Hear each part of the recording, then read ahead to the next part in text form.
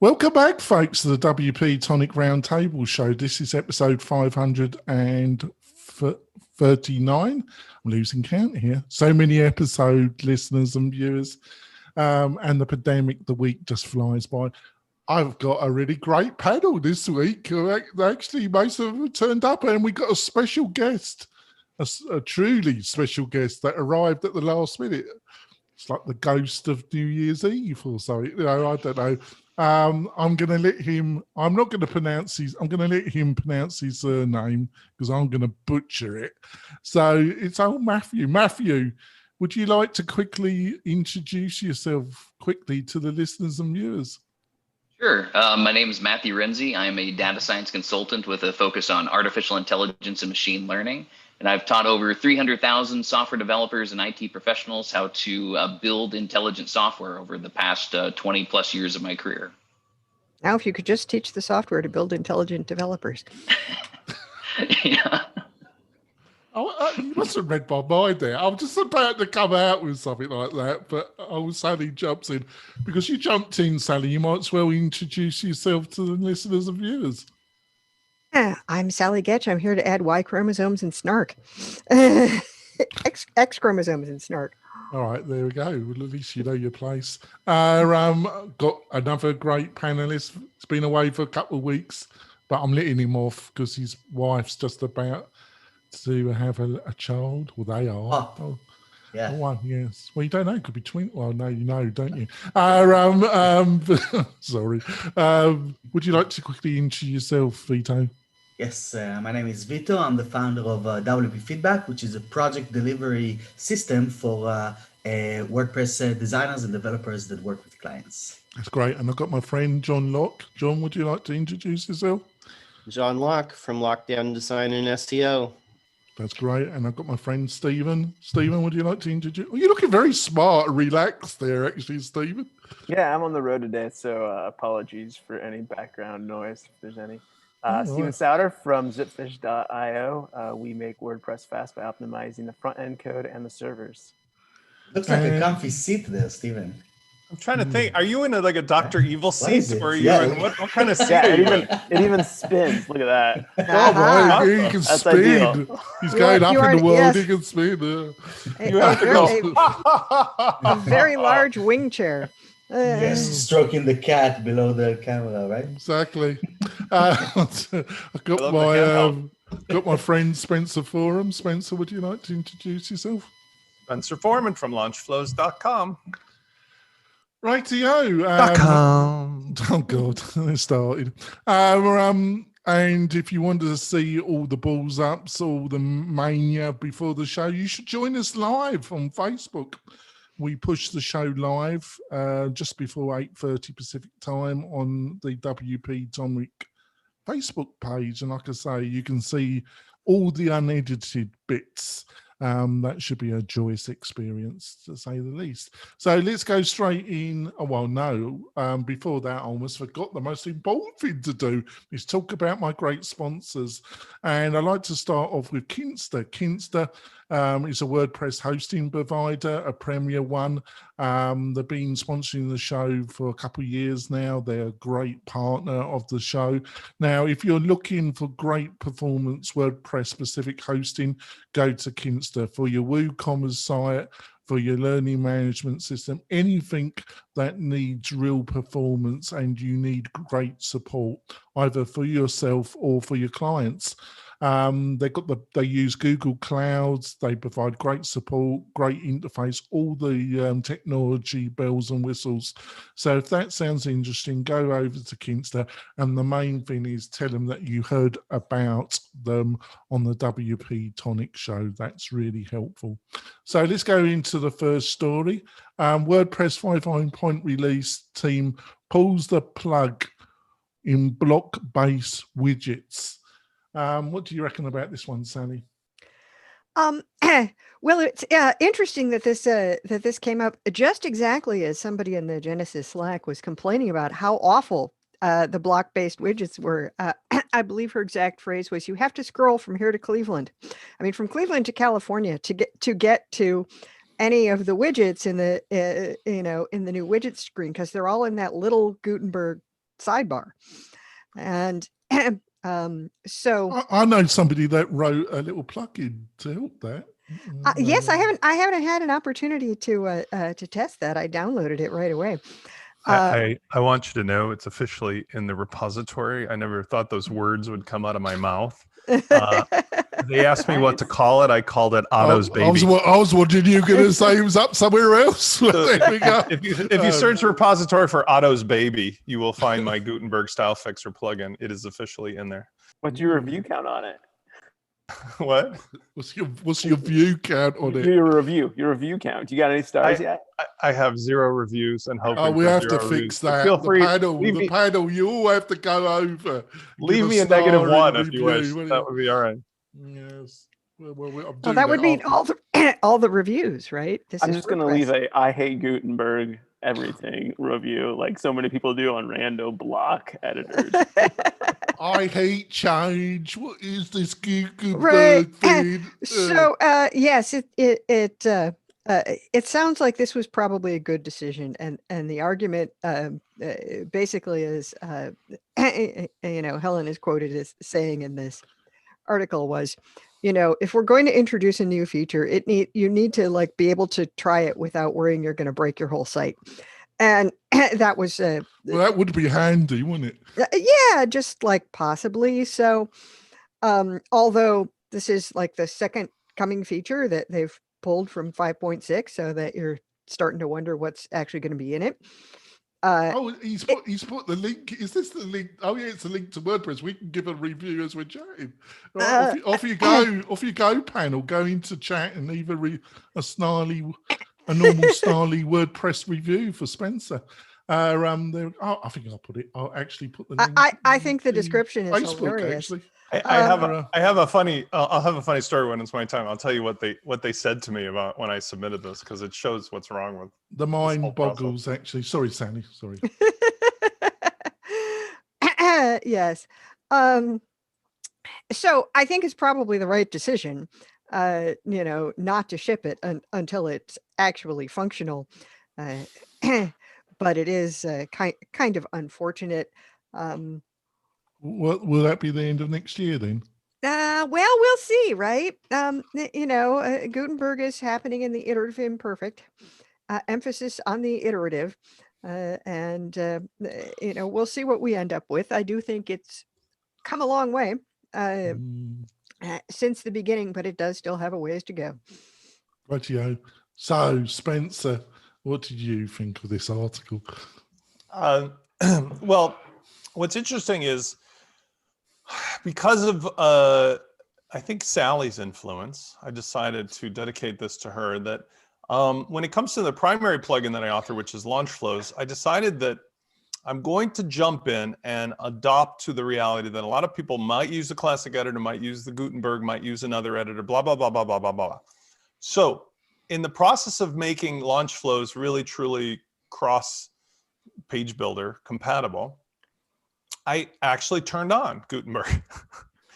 And number one, it was so painful that I made that first plugin, which was just a quick 54 lines of CSS. Took me 1 cup of coffee or less, which begs the question, what the hell is wrong with WordPress.org that if you use this plugin and you see how easy it is to now use the editor with just that little style fix, why haven't they done it? So when I submitted the plugin, it actually was surprisingly fast to get in the repository. And I only did that as a goof because I figured, why not? Well, I'm sure the message went to Otto's desks. Otto is long gone. I will say, whoever is on the theme, the plugin review theme, it was very fast. I mean, this happened in just 24, 48 hours. But here's the comment, which was interesting. They first wouldn't let me call it Fix Gutenberg Style because they said it was a copyright violation. I said, how is it a copyright violation when I'm putting a plugin for free in your repository that supplements your plugin and I'm not marketing it? But more importantly, there's 897 other Gutenberg somethings. They said, well, you could call it whatever you want, but should the block editor, they said, we don't call it Gutenberg around here. We call it the block editor. So I said, okay, should the block editor ever be known without Gutenberg? That's fine. For right now, can I please call it Gutenberg? And they said, yes, but just so you know, outside of the developer world, everybody already calls it the block editor. And your fix is not a direction they that most fucking people will don't. understand. Quick Gutenberg. So the point of the story is, it indicated to me, first of all, it's easy to get the repository. Number two is, who cares? Because even when you get in, there's a bajillion things. But number three is, whoever's running the thing has a very high sense of self-importance about the word Gutenberg. I would never get that So- impression from the automatic team at all. Never. Yeah, but anyway, just to wrap it up, is because I'm too long-winded on this. What I will say is, Gutenberg mechanically does do what I needed to do to move pieces around. However, in digging into it this weekend, I discovered it's a very finicky little creature, because instead of using HTML markup, it uses JSON to generate the code. And so if you have plugins that do things more than just simple markup, it throws these false errors. And I'm not saying it's broken, but it's like, even Justin Tadlock, who I think is on top of it, is finding it like there's a long stretch of road ahead till it's really ready for prime time versus the classic editor. Or Well, they need good training from a data scientist, don't they? But- No, this is it. This is what they need. This is what they're lacking, obviously. Stephen, do you want to comment on this, or don't you? Yeah, just one quick comment. The fact that they are delaying it, I think, is a good thing, right? Like, the backwards compatibility is something that's really important to WordPress, and making sure that when they push out an update, it doesn't break millions and millions of sites. Sometimes they achieve that, sometimes less than that, but that's the goal. And so delaying something is why WordPress seems to move slow at times, or like Gutenberg feels like it's taking forever to get to where we want it to go. But it's because of the respect for legacy code and people that are running old systems. So it's kind of a pain point, but also a good thing. We kind of see that playing out right here with the choice of delay, a pretty major feature, just because they want to get it right, make sure that it's supportable, whether you're using an older theme or a more modern theme. All right. Vito, you want to say something? And gosh, I've never been involved in a project where something turned out to be harder to do than I thought it would, like, ever. Of course not. So true, especially when you're upgrading large portions of code base. Exactly. Vito, got anything to say? No, not really. But this, Right, we'll go on to the I next turned story. Gutenberg on and off, and I was kind of the same impression as a Right. lot of people in the room. Right, let's go on to the next story. Justice Department sues Google for search anti-competitive business practice. Google, anti-competitive business practices? I would never have thought it. It would never cross my mind. They're sweetness and light. I would never mix the two ideas together. I'm going to let our guest panelist, Matthew. What did you think of this article, Matthew? You're muted, I think. Sorry about that. My keyboard was not responding to the unmute for some reason. So when I first saw this, I was immediately reminded of you could have just replaced Google with Microsoft here a couple decades ago, and it would have been the exact same article. Essentially, a person using their operating system monopoly in order to promote their product or service in a way that doesn't allow a level playing field for competition. And I think, it'll probably play out pretty much the same way we saw that in the past. And I've always wondered if, I heard Microsoft still hasn't paid their fine. Oh, really? Mm-hmm. Yeah. And I can't even remember exactly how that all panned out in the long run. I remember there were specific versions of Microsoft Windows that had a designation of an N afterwards that said that it didn't include Internet Explorer like by default, so that the user could choose which browser they wanted to install as their kind of default browser. And we still see, the legacy of this this practice yet to this day, where every time you install a browser on Microsoft Windows, it still says, hey, Microsoft Edge is the best browser ever. Are you sure you want to change? And then things try hijacking that away, the next time you put in another browser as well, too. I will note that most of my other browsers also say, like, if they're not the default browser, do you want to make us the default browser? Yep. And I believe that this is a pretty serious issue. I mean, in terms of competition, if you are the gatekeeper of information for the world, like think about like what we determine to be true. Like anytime you're questioning whether something is a true statement or not, the first thing you do is type it into Google, and whatever Google returns is typically what most people accept as truth. And so if you've got someone acting in that manner, and essentially controlling the flow of information, it's really easy to distort someone's perspective of the world and maintain or, you know, amplify a monopoly by directing everything in favor of you. Yes, but my dear Matthew, didn't you watch the debate last night a little bit? Truth doesn't matter anymore. Only message matters. I will admit I am definitely, that's one of the biggest things, other than like, you know, global climate change. I think the post-truth era is probably one of the things that concerns me the most about the future of humanity. That doesn't exist, Matthew. Don't you realise that that's just a few scientists that got the wrong message? Didn't you realise that, Matthew? Yeah. Well, unfortunately, it's hard to argue with that smoke falling through the air. You know, the ash storms. Unfortunately, most of us scientists believe in something called confirmation bias and information bubbles. And what that shows us is that we get stuck in our own echo chambers that just feed back into one another and become further and further divorced from reality until we're the, you know, crazy guy talking about whatever conspiracy theory. Well, over here and right. If it doesn't match up with what we already believe, we're not going to listen to it. Yeah. Oh, facts don't matter. Only our beliefs. That's the beauty of the scientific method, is that we take a default position of being skeptical of everything, including our own beliefs, so that we can try reaching some form of objective reality through the scientific method. I think we're going to bounce back, because yesterday's debate and what's been going on, to my mind's eye, historically, I mean, if you reach back pre-United States history, you can see in various civilizations the degree that things bounce from the right to the left, the extreme to the not. And I think what we're going to see now is this whole drama of our politics and this COVID and everything else has led, I think, the rational people to wake up from their slumber of believing that it's a passive activity to allow governments in the world to do things for them. And especially with the younger generation coming up, I think that you needed this extremism, not that dissimilar from McCarthyism in politics here in America or fascism in the 30s in Europe and so forth. You needed the extremism of this, like a minority. Americans, you don't know what the word extreme means. I'm not saying you have to. No, we don't know what the word history means. You can study history. I didn't live during Julius Caesar, but I can see what went wrong there. And these things repeat themselves in a pattern where the needle bounces. And I'm hopeful that. Look, my beloved Spencer, I've been in Paris during a riot.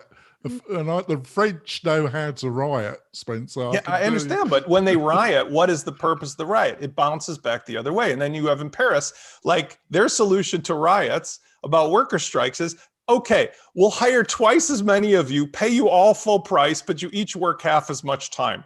Ta-da, let's go back to eating, cheese. At least they solve the problem. I'm saying what we're seeing now with climate change and with the technology and with the privacy is the 90s led to this big boom, the financial rewards, and then you had the Bush era, and then you'd have all the corporatism that's led to the billionaires. And now those people are not dumb to realize or not realize that if they don't turn around, you hear Warren Buffett talking about this, if they don't turn around and take care of the middle a little more and like bring the planet under control, the whole sucker's burning down with them on board, right?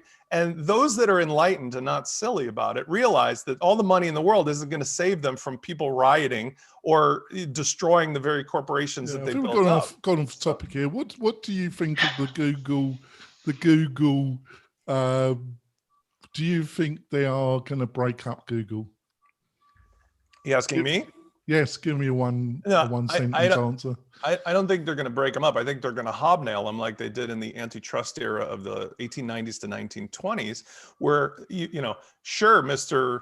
Like billionaire of the time, Mr. Carnegie, you own the railroad. Guess what? You have to make it available to everybody to use. And we see that in the phone system, in the airline industry. We see that in shipping. We see that in waterways.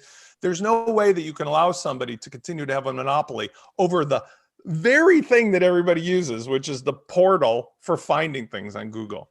they're just going to treat it like a railroad. And the reason is simple, because if they don't, God help us if they treat it They- like the railroads, I mean- given the state they're in right now. I mean, Yeah, right I now, think- it's yeah, I right think- for abuse. Yeah, sure. John, I think they're going to have to do something, but I think the real key thing Yeah. is they're probably going to have to do something around paid search and online paid advertising, because that's, you know, really Google has got almost total dominance of paid search, haven't Yeah. they? So I think that's the area where And they can Facebook. reduce, where they can, Google- you got Google and Facebook Facebook. as well, but I Yeah. was just saying in if you're searching for something. Well, right? if you're using the search engine, then you're going to use paid search. So what's going on is there is antitrust, and I'll give some backstory here. They had an antitrust in the European Union in 2018. And because of that, they now, I think it's like every quarter or like every half year or whatever, they have kind of an auction where people who have new Android phones, because Google owns Android as well, it used to just be like it was just Google was the search engine on Android by default. But now they basically auction off like 4 other spots for search engines for new phones, so that these other search engines have a chance. The problem is, I don't think that they'll be broken up, and this antitrust lawsuit is not going to seek to break them up. By the way, too, Yelp also has an antitrust lawsuit against Google right now.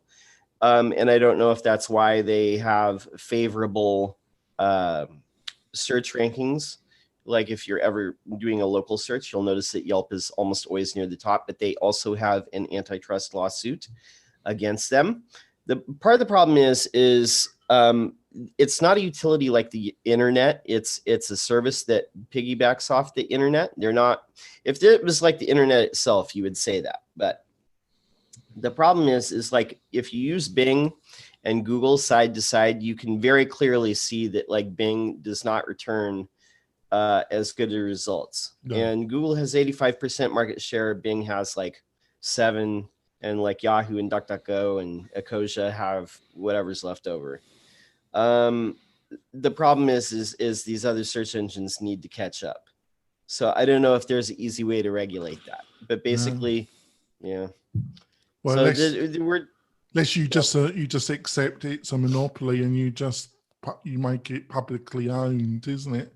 You know, there are some you can't build 2 electricity networks. You could, but it'd be a total waste of resources. So you basically use a hybrid of a free of a capitalist quasar controlled marketplace. Yes, well, I mean, at this point, we only wish the government would take over PG&E, but yeah. And that's, you know, having not a great opinion of the government, but PG&E is certainly a dumpster fire. Yeah, that's true. Yeah, what do you reckon, Vito? I think they're gonna, you know, kind of break them apart over there, but it's definitely something that is a concern from each and every one of us, you know, to get to the point where they already where Google is where they are right now. I do agree with John though that there isn't a better option. I've been using Bing for a bit before, you know, just after changing the browser. So I did get out of the browser, so I'm not using Chrome anymore. But the search is still theirs, and I can see that happening with the resources that they have. Someone coming up and snagging this underneath them, they basically crawl the entire web inside and out. Yeah, so it's going to be a very hard task to get around. Yes. Yeah, and from a data science perspective, essentially the more data you have, the better your machine learning algorithms are at making these predictions. And first mover advantage in this kind of space is huge because Google just has, you know, at least an order of magnitude more data in terms of search than every one of its competitors, if not several orders of magnitude. And to be able to catch up now, I don't even know if that's possible.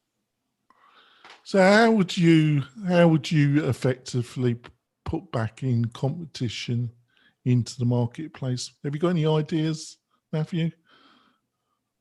Well, honestly, I haven't given it much thought. I mean, I think quite a bit about economics, and I do have a minor in economics as well too. So I do spend a lot of time thinking about these sorts of things, but we're in a landscape where there really aren't good models for how to effectively create a competitive market because of the nature of these kinds of technologies. It's a very different thing. Like search isn't like selling apples where you can have a substitute good that works just as well as, an apple, or you've got, alternatives. When you're talking about something like a machine learning algorithm, whoever has the most data is almost always going to rule that industry, which is why, if I were looking at, competition in the autonomous vehicle space, like Tesla has over 90% of all of the self-driving car data right now. And that gives them a significant advantage over everyone else. And if they leverage that advantage and eventually have first mover advantage in the fully autonomous vehicle space when it becomes commercialized, there may be no one, even Google, that could compete with them at that scale. Yeah, that's a good point. Well, yeah, oh God, we're doomed. What do you reckon, Sally? Well, information is power. And Google's been at this a long time. And, the advertising, of course, is where the money comes from and where you can talk about, competition. But the advertising works in great part because the search is effective and they have all this, data to cross compare. But, if we look at that Microsoft lawsuit, it's like, well, they lost the lawsuit and yet very little actually changed.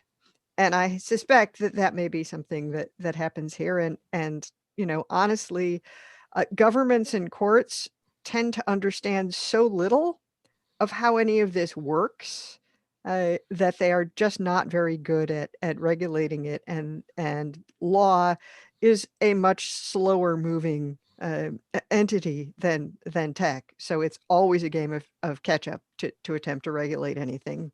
I'm not so pessimistic, actually, as you, panel. I'm sure if we got a group of people, MIT or something, work on it, I'm sure we could jig something up that which would be unpleasant for Google. Very likely we could, but could we then, explain to the government like why that would be the tack to take and how to get it in place and do all the political horse trading necessary to make it happen? I'm sure, you could tell straight away if it was going to be effective because their share price would go down, wouldn't it? You also have to realize that there's a potential of conflict of interest on an international scale as well, too. If the Department of Justice is doing its job in order to make a competitive landscape in the United States, it could be decreasing Google's prominence globally. And so if you got competitors in China like Baidu, which is their equivalent search engine, growing in power and leveraging economies of scale in a way that Google can no longer do, you could see Baidu take over the world as the number one search engine at Google's expense, and also at the United States is, I don't know what you want to call it, but their ability to leverage Google as an American corporation. Yeah, that's a really interesting point you've made. We're going to have to leave that actual discussion for another show because that could take up. But you've opened a real can there because I think I could put a reasonable argument about what you've just said. But we're getting close to our halfway point, folks. We're going to go for our break. We'll be back in a few moments. We're coming back. Our surprise guest has, I think, increased the tone of our discussion, actually. So it's become rather intellectual, which is very unusual for the panel. They normally just come here to take the mickey out of me. But before we go into a couple of the other stories, beloved listeners and viewers, I want to talk about one of our great sponsors, and that's Groundhog. So what is Groundhog? Groundhog is a native CRM. It's a WordPress plugin, but much more. If you're looking at marketing automation and you're looking for a powerful but highly competitive priced product in the marketing automation area, you should go to Groundhog because it is, like I say, It's a native WordPress plugin. It works with some of the leading other plugins on the market like Lifter LMS, LearnDash, and a number of others. And also it is extremely competitive when it comes to value for money. If that sounds interesting for you or for your clients, go over to Groundhog and see what they got to offer and tell them that you heard about them on the WP-Tonic show. On to the next story. Stripe acquires Paystack for $200 million. Who shall I choose? Let's choose Stephen. Got any thoughts on this one, Stephen? I always find it interesting how payment processing softwares are so geographically localized. Like we think of like these huge monolithic companies like PayPal and Stripe, but you go into emerging markets and they have their own very specific sort of thing that they use. Like, and in Africa, it's I forget. Sorry, I think. Oh, is he gone? Was he Oh, back? sorry. I also just unmuted. Anyways, sorry, I lost my train of thought. But It's that emerging chair. You're sitting in that Emerging chair. You're markets. getting too relaxed, Stephen. Right. Well, I mean, PayPal, you know, there's countries PayPal won't operate in. And I think part of this is that, you know, these markets develop their own solutions, not only, you know, specifically to match their own interests and economies, but because they don't have an alternative. Yeah, for sure. And Stripe just purchasing a company to get into another country is like a really, I mean, incredibly smart move. I think in the article they talked about how they thought $200 million is like a really kind of bargain price almost, or they kind of alluded to that idea to take over Africa, just because the rate that online payment processing is happening in Africa right now is astronomical compared to what's going on in the rest of the world. So really I love that. I love that remark you just made. Take over Africa. So you think they're going to become the Russell Rhodes of Africa? You know, they're going to take over. They're going to have a country. You know, they're going to have a country named after them, like Rhodesia. They're going to have Stripe Asia, are they? You know, right? Yeah. Well, I mean, I worry a little bit about it as an acquisition versus an investment because, you know, I feel kind of like the Africans should own things that happen in Africa, and yet never. They'll be able they to. should know their place, shouldn't they? Oh, right. And yet, you know, the investment from Stripe is going to allow them to do things that they wouldn't have been able to do. Go on, John. You want to Yeah. So, yeah, this is a great story, and congratulations to the Nigerian engineering team. They got this $200 million buyout. So congratulations to that team. This payment processor, it's half of all the online payments in Nigeria, and Nigeria is the most populous country in Africa. Africa, in fact, is the second most populated continent to Asia. So, and I'm not sure if like people who listen to this are aware of this, but people there use online payments like at a much higher rate than they do in the United States. Like pretty much everybody has a phone and everybody uses online payments for all types of commerce. So this is a really smart investment by Stripe. Now I want to pivot this conversation to something else too, because there's some distressing stuff that I saw within the WordPress community in regards to this. Now, in the sounds juicy. Yeah. Well, on you go. Okay. Well, anyway, this person here like said in the comments that they were once told when they tried to spur commercial activity of a WordPress business in sub-Saharan regions, there's no money in Africa.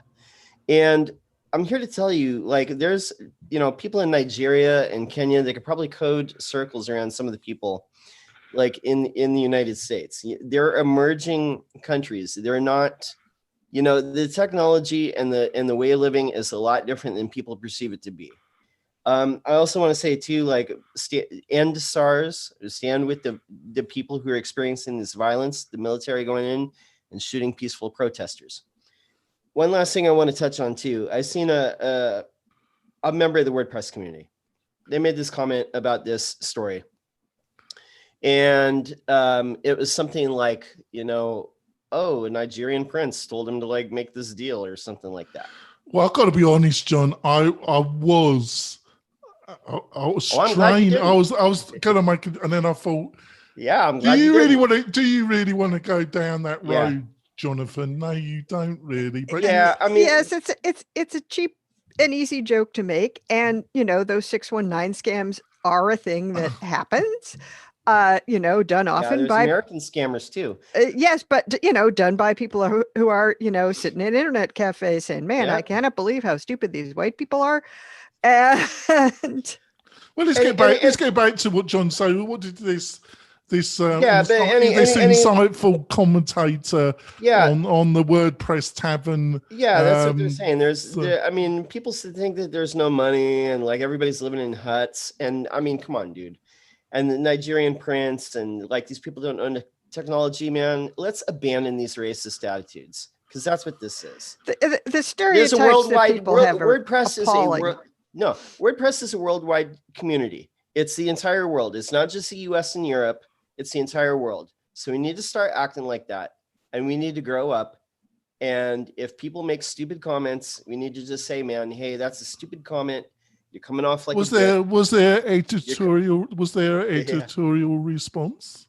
No, I mean, I don't know how many people are like interested in this story, but I'm saying this is a much bigger move for Stripe. Online payment is very huge. There's a huge population. There is revenue there. People make money there. The technology is there.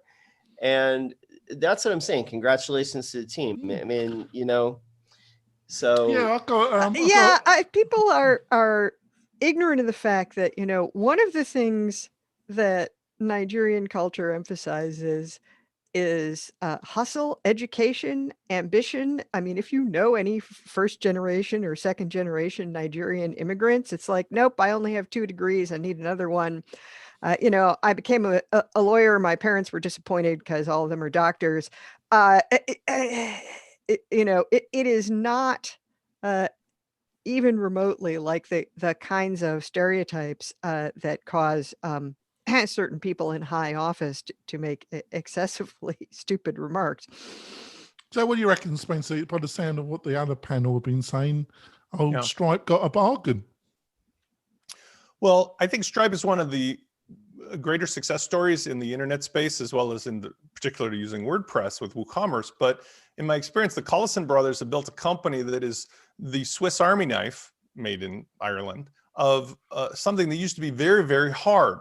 If you start to deal with a lot of stuff in the e-commerce space, like I am trying to do, you find that the rules are different in all geographic regions. So for example, in Africa, there may be 20 different payment providers. Even in certain westernized cultures, they only allow you to use one gateway in certain parts of Western and Eastern Europe. So Stripe has been trying to expand their reach, but they're doing it in a way that I think is corporate responsibility oriented. And so I don't see anything nefarious about them getting involved here. And although there's always the risk, I'm sure, of colonialism kind of worries, they're coming in, they're going to take it over, and now everybody's going to be working for them. I don't see it that way. I see it more like liberating the entrepreneurs who want to live there and work there, because when they come to me and they say, gee, I'd love to use WooCommerce, we always have to get into like 3 conversations. Who's your hosting? Who's your gateway? And bank it all. And then, oh my God, do you have to deal with GDPR rules? Because that's another layer of aggravation that'll make your mind explode. And if we can all get to a level of unification on those things, I think it opens up the possibility of lots of entrepreneurial activities in Africa and sub-Saharan continent. Also South America. I had a client approach me who wants to do a course and get people to pay for it, but he's based in Costa Rica. And I thought, Costa Rica, that's a nice little country. They're about to integrate with Stripe. No, it doesn't. And because of the bank systems there. The WooCommerce, oh God, the choices are horrendous. There we go. So Matthew, to end this, what do you reckon? Well, I'm mostly just reiterating things that other people have said already. Essentially, having worked on a global software system that tried doing, I can't mention what it was doing, but it was trying to operate in pretty much every country in the world, or most of the countries in the world that grew anything. There are regulations in every country and things that are just different enough that trying to build any kind of centralized global system to handle this is virtually impossible. Thinking of the database model.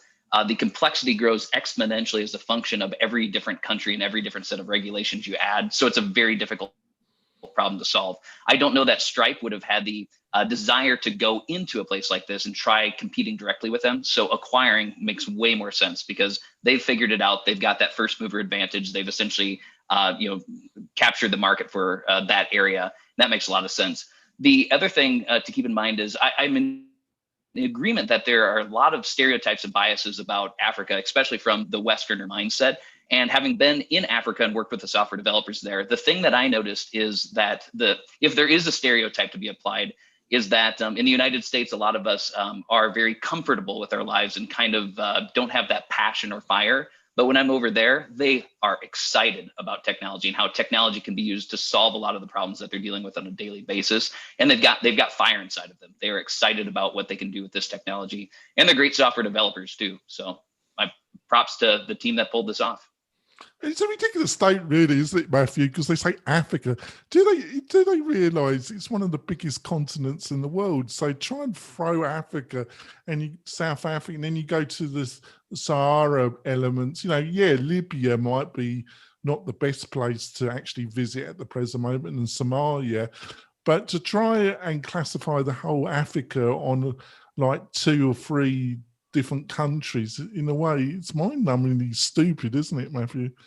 Well, unfortunately, the way our brains work is to try categorizing things into very broad and cold categories. So the pictures that people see from movies in Africa or the commercials about starving children in Africa, they then apply to all of Africa. And it's just an unfortunate way our brains are biased towards, I guess I want to say it's efficient information organization. It's efficient to think that way, but it's not an accurate representation of reality.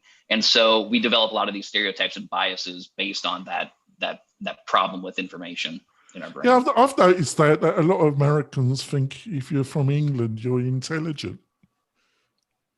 But I've played on it quite heavily, actually. It's worked quite well for me, Matthew, actually. But there we go. Well, and I'm not sure if this is the correct response, but there's something that sounds very intelligent in a British accent. And so whenever, as an American, I hear a British accent, it sounds like a professor. It sounds like someone who's highly educated. Oh, you're definitely going to have to cut. You definitely have to come back as a panelist. Actually, you say the right things now, Matthew. Vito, do you want to? Any comment? I want to say exactly what Matthew said. It's the accent. It's the British accent that is just being drilled in exactly from the same reason that Matthew. It probably comes back to those Hollywood portrayals, right? Exactly. And the Romans had the British accent, Absolutely, yes. I'm tempted to ask Stephen a quick question. I think he's nodding off in his chair there, actually. But there we go. On to the next one. Biggest Y Combinator failed startups. I'm not only a fan of these kind of lists, but this was in a perverted way quite interesting. Because we've got a special guest, I'm going to let Matthew start again on this one. What did you think of this one? Got any insights on this article? This list of the wretched, So I guess I look at it from a different perspective. Like I kind of positively reappraise it to be essentially stories about what not to do in the startup world. Like there's a lot of lessons that we can learn about how not to execute a startup. In fact, I don't know if someone's created a book on essentially like anti-patterns for startups or startup smells, things that are indications that there might be something wrong.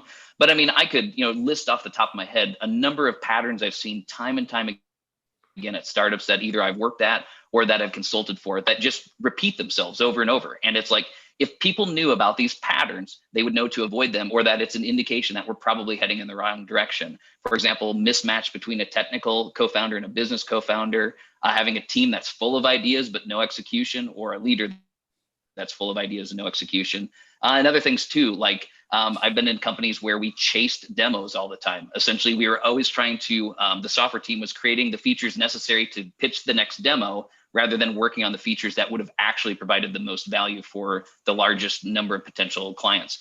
Not A/B testing things, like just trusting your gut with every decision you make rather than actually testing things to see what works better than this, and using a data science approach, or essentially trusting your gut rather than using a data science approach for big decisions that have a lot of data behind them that you could be using in order to make more effective decisions. So I think every time we have an opportunity to tell a story of failure about a company shouldn't be reflected as like a negative thing. It sucks. I mean, someone's lost their job over this, and someone has lost a company over this, but we can look at it as an opportunity to learn how not to make the same mistakes in the future. Oh, that was well put. I'm very impressed there. Robert, you're not English either, so there we go. Vito, what did you think of this article? So I love reading success stories, but it's also interesting to read like failure stories for the same reason as Matthew was mentioning, just to learn what not to do. And I always like to find people that already have arrows in their back, so I don't get them. So these things are always great resources to kind of tap into. But the point here is that it all comes down, if you read the article, some have like weird stories, right? But mostly it all comes down to execution. If it's not just about the idea and getting the money in the door as quickly as you can when you're a Y Combinator startup, but also knowing to grind, knowing to hustle and move things forward on a daily basis in small intervals, so that you can actually see it accumulating over time to build that momentum. And I think that a lot of the startup mentality, it puts a lot of praise and a lot of kind of fame into raising money instead of building a business. And this is one of those things that you can clearly see in here. People that come off of these programs, and investors just see the name of the program, so they assume that because the guy had school for a couple of months, he can actually execute for the next 10 years. But that's not often or even rarely the case. So what do you reckon, Stephen? I think it's interesting that Y Combinator has such a high success rate, and oftentimes that's what you hear about, is the crazy successes that Y Combinator has generated and the unicorn companies that have come from them. And seeing an article that talks more about their failures, I think is really interesting, because I think there's a tendency for people, myself included, to blame their problems or failures of a startup on just not having enough advantages or enough connections or the right money. But even with all those things, even if all the stars align and you have the best connections that you can ever have in the world, and you have a company that has incubated some of the most amazing companies in your court, you can still fail. And sometimes those failures aren't because of a decision you made. There's external factors that happen that change a marketplace, and all of a sudden what you had and where it was going just doesn't make sense anymore. Like they talked about some tariffs that got put on China, which ended up hurting some of the Y Combinator companies that were importing a lot of hardware parts. That's something that you don't have control over. The market changes and you have to figure out how to adjust to that. And that can be success or it can be failure. And it's just a kind of cathartic at times to be able to step back and look at other people's failures, where you can approach it from a more of a scientific standpoint and not an emotional driven standpoint, which helps you look at your own failures and maybe kind of reformat that in your mind and just say, you know what, there are external factors and I did try my best and I did try my hardest, and this is just where things landed. Or next time, I can do these things different, like kind of look at the lessons learned. In a way, it's kind of linked to a previous story we were discussing in the first half, wasn't it? And Matthew was making the point, or agreed, is, I was making the observation, we have opinions, but there are facts. When the facts don't meet our opinions, you should change your opinions. But there's a lot of people out there that just change the facts, because then it meets that it then fits their opinions. They do the opposite, don't they? So what do you reckon, Spencer? Sorry, Matthew, go on. I was going to say, I think one of the biggest fundamental changes in the business world in the last couple of decades is the application of like the scientific method to decision-making processes. There have always been companies that have done this in the past, but it's kind of gone mainstream now. And I think the reason for this is that the landscape of the business world has fundamentally changed in the past few decades, to the point where human beings are not able to learn fast enough through traditional methods. Then technology markets and consumer preferences are changing. And so in order to stay ahead of that curve and to adapt to markets quicker than they're changing, you have to use a much more powerful set of tools, which is data science, the scientific method, and apply that to traditional business, which fundamentally changes what traditional business used to be, because those rules no longer apply in this new world. Yeah, I do this myself when a startup comes on my radar and it's around data mining, and they start throwing in the keywords and the key phrases that are hot at the present moment. I always look at the starter's background and their advisory panel. And if there's no scientists in the panel, and if they're trying to sell data mining or big data or artificial intelligence, and there's nobody in the bloody company or that's ever known anything about it, I start to get a little bit worried about it. Spencer, to finish off, what do you reckon about this article? I mean, just the VC world is like Vegas, or what Vegas used to be. The whole game is basically a lot of people put a lot of money on a lot of bets, and only a fraction of them ever win. Done. That's the whole point. If everybody won, then we'd be in a different world than we're in now, but it doesn't work that way. So this is no surprise. I think the difference that we're experiencing right now relates to the earlier topic I was alluding to about the fairness of a monopoly existing in something like the pinch point of search. At a certain point, if, let's say, Elon Musk, who I do admire, and he puts the Starlink up. Now, I believe he has more altruistic behaviors, because he, for example, is getting Wall Street to pay the big bucks to get a microsecond faster transaction speed, but in return, he's giving allegedly internet to everybody and probably wrapping these things around Mars and the moon as well. That's an interesting, great behavior to have happen. Whereas with Google, they took what started out to be do no harm and they turned it into ha ha ha ha ha, we own all the railroads, go F yourself. And that's where I think we have to intercede here, because all the money now being in the hands of a 1% means no company could ever hope to win except by banking extraordinary long shot bets, because you cannot overcome a pinch point like that with locker money. You have to have literally the impediment removed to go forward. And that's what we're looking at right now with a lot of these companies. Were just, hey, tons of people with lots of money got to throw at it. But the important stuff for society is when we shift to, again, equality, or somewhat close to equality about everybody being on the same services around the world. When we talk about, let's say, energy being, if not free, being good for the environment type of energy sources. When we talk about infrastructure in general being assumed, when we talk about education and healthcare, like these 4 or 5 pillars could be done yesterday if the billionaires would be given an incentive to spend the money that they have on it, because they're all going to die with their money and they know about it. But there's no government in place that is working in concert to make it happen. And that's the world that I see, hopefully, for myself and my kids, is that the money draws the interest into, oh, we can make money and do good things for other people that aren't us. But right now, the majority are not running the show. The minority are running the show. Yeah, there we go. God, I think I'm having an effect on old Spencer. He's becoming a bit of a socialist. There we go. There we go. So I think we ditched the others because we don't want this being War and Peace. And Matthew's got to go and start a new company and advise one. So I'm sorry, as a guest panelist, you get slaughtered with the puns. I'm afraid, Matthew. No problem. I have a lot of sympathy. Heather didn't tell you that.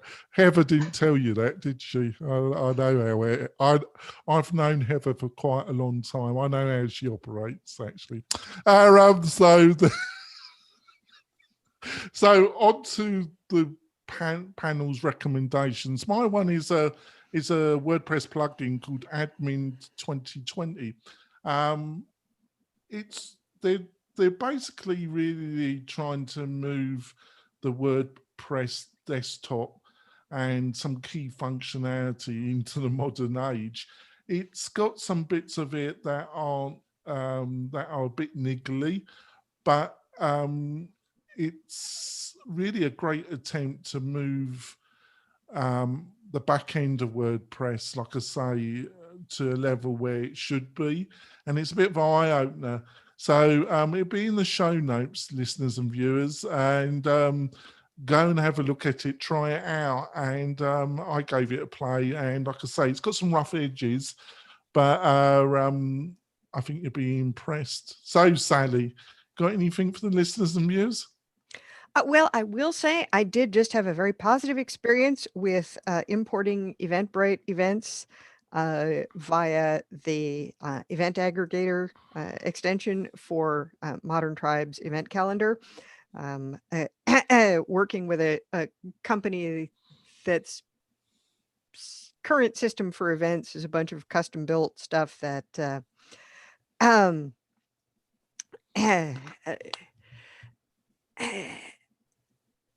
is, you know, there's all these ACF fields that they never actually use, and 90% of their events are on Eventbrite. And I said, why don't we like make your lives easier and so that you can just like enter the events in Eventbrite and pull them into WordPress or vice versa, and not like have to keep reduplicating your efforts. And it's working, and they're happy. So that's a win. Generally, I'm pretty positive on Modern Tribes products. Although there are some quirks in them that are occasionally annoying. Yeah, that's very. I would agree with you. But I do mostly agree with you, don't I, Sally? Oh, now and again. Yeah. Do put all your recommendations in the chat, please, panel. It does help. Vito, you got anything that you want to recommend or plug? Yes, I recommend GoWP that just launched a new service called Dedicated Developer. And, you know, this has been a process, you know, this has been as kind of a need that small freelancers and the small agencies have been looking for a long time. A lot of us have been resorting to finding people on Upwork or, you know, try to hire from offshore kind of agencies. But we all know that sometimes this can easily go sideways. So they do this for you, and you're paying pretty much the same amount as you would pay hiring someone over offshore. Only that they manage them, they train them, they make sure there are systems, there are time tracking, there are all the things that go wrong usually in these relationships. So check out GoWP with their dedicated developer service. There we go. Spencer, got anything you want to plug or recommend to the listeners and viewers? Right, Governor. I've been told if I speak like this, I'm more intelligent sounding. I've got the free plugin now in the repository. A shameless plug for a free plugin called /** until it's renamed. Or you can just go to wordpress.org/plugin/fix-Gutenberg-style and give it a try with your Gutenberg needs. Also, I want to make a pitch that I will pay for it if Sally will get the dog whose picture I posted from the article, because you know how they say people and pets look like each other, and she's got her cats. If she had a dog, this is the dog, because it is essentially the cutest little dog, and it has the same hairstyle and glasses as Sally, as if it was planned. Just go look at that dog and tell me you don't go. It's an adorable picture. I think it might be a fox. No, fox. I'm intrigued. I'm sure Spencer knows anyway, the yes, difference between a dog and a fox. It is adorable, and the girls would never tolerate it. It's right there. You click let's go and wake Stephen up again. Stephen, have you next week?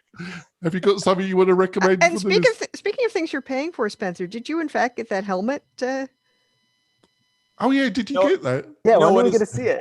I haven't gotten it yet, but what I will say is that my son and I have been 3D printing custom masks. So in the meantime, we've been busy, but I am going to order that. The thing that I think happened is that it's not actually released yet. They kept saying it was going to be released, but I definitely would like to get it. So you're saying it's on the same schedule as block-based widgets?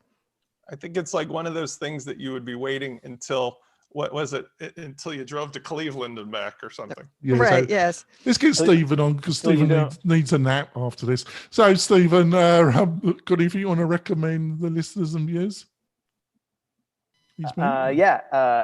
ACF forms, Elementor forms, ACF front end forms. That's what it's called.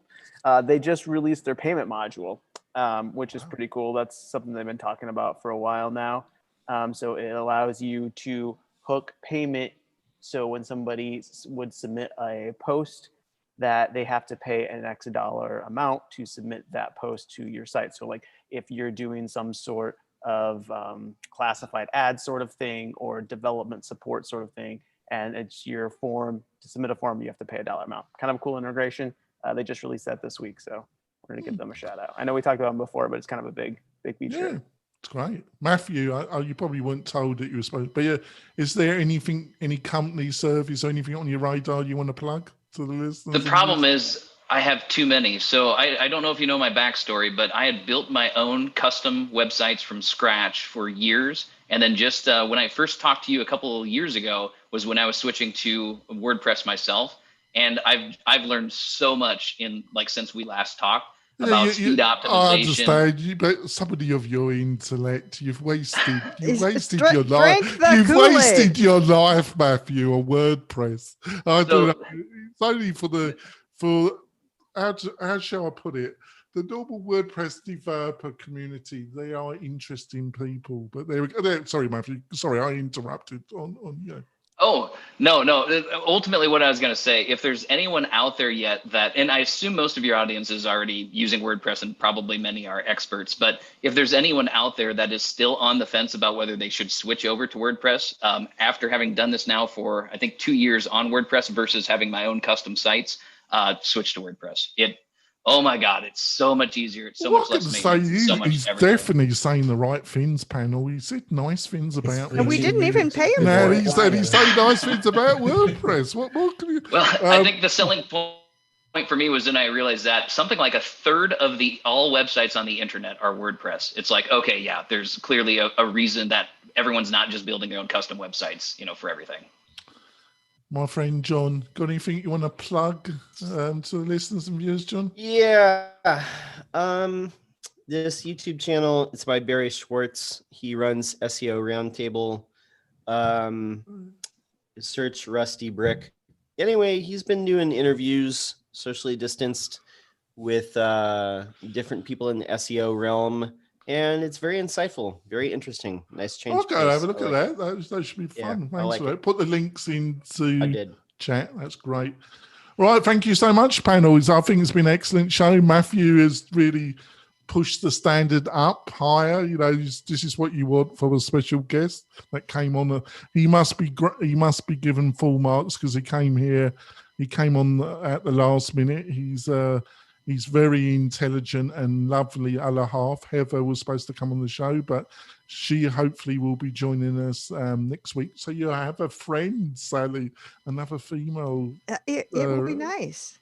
Do make sure you turn up if you can, Sally, because every time I get another woman, you normally don't turn up. So I can never plan regarding the migraines, but I don't have any place else that I'm needed to be. So. We'll see you next week, listeners and viewers, for another roundtable show. We'll see you soon. Bye. Bye.